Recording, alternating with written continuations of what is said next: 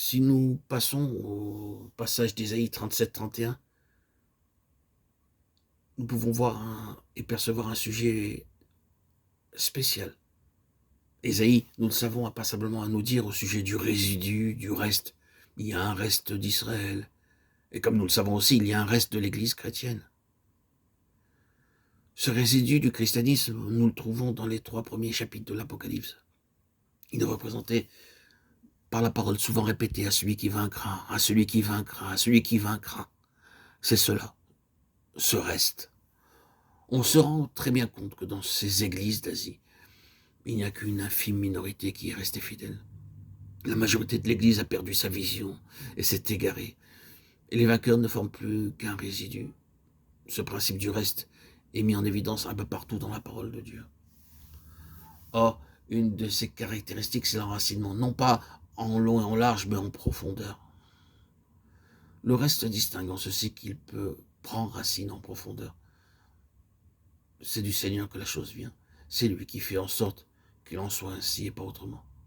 Il prend ses mesures dans sa providence et sa souveraineté pour que le reste ait des racines tellement résistantes que toutes les forces conjuguées de la terre et de l'enfer seront incapables de l'extirper.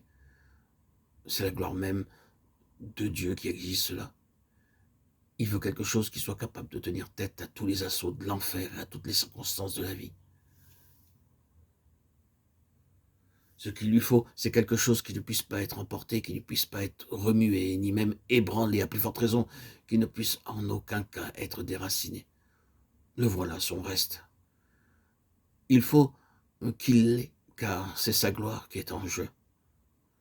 Cela étant ainsi, il prendra avec lui toutes les mesures nécessaires pour l'avoir telle avec ses racines en profondeur. Le but, naturellement, c'est du fruit par-dessus.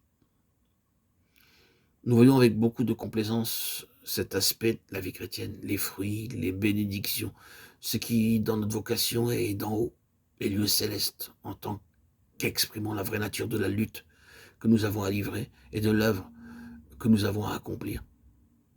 En d'autres termes, nous regardons volontiers en haut et notre attention se concentre facilement sur notre union avec Christ et sur la fécondité qui en découle pour notre vie. Mais tout cela n'est possible que si nos racines ont poussé en profondeur. Pour pouvoir porter ses fruits de bénédiction et atteindre le véritable objectif que Dieu a en vue. Il faut que nous acquérions la capacité de résister à toutes les tentatives d'ébranlement auxquelles nous pouvons être soumis. C'est là le fait de racines qui sont tellement adhérentes aux couches profondes du sous-sol qu'elles tiennent en dépit de tous les ouragans. Il ne faut pas chercher ailleurs, à notre avis, l'explication de ce que Dieu est en train de faire à l'heure présente avec ceux de ses enfants qui sont vraiment spirituels. C'est un fait que les vrais enfants de Dieu passent dans le domaine spirituel par un temps d'épreuve, de tests particulièrement intense.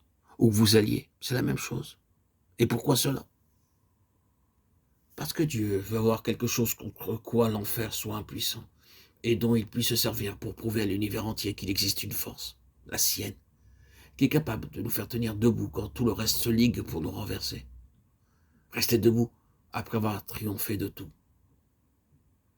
Si l'on nous demandait quelle est l'ultime expression de la vie de l'Église dans l'économie présente, nous répondrions « c'est qu'elle tient ».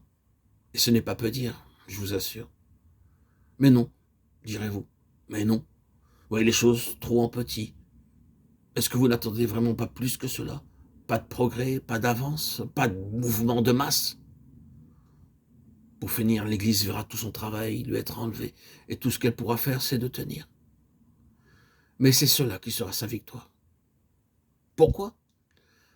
Au cœur de l'épreuve et de l'adversité, quand autour de vous tout est emporté par la tourmente, quand l'atmosphère est sombre, inexplicable, quand Dieu lui-même semble absent, inexistant, quand la foi est mise à l'épreuve sans répit, quand vous êtes assailli de tous les côtés à la fois, quand vous avez humainement parlant toute raison de céder, d'abandonner la partie, de vous laisser choir, rendre les armes, de trahir vos certitudes, pouvoir tenir, tenir, toujours tenir, sans que votre foi soit ébranlée. C'est là la plus grande victoire possible.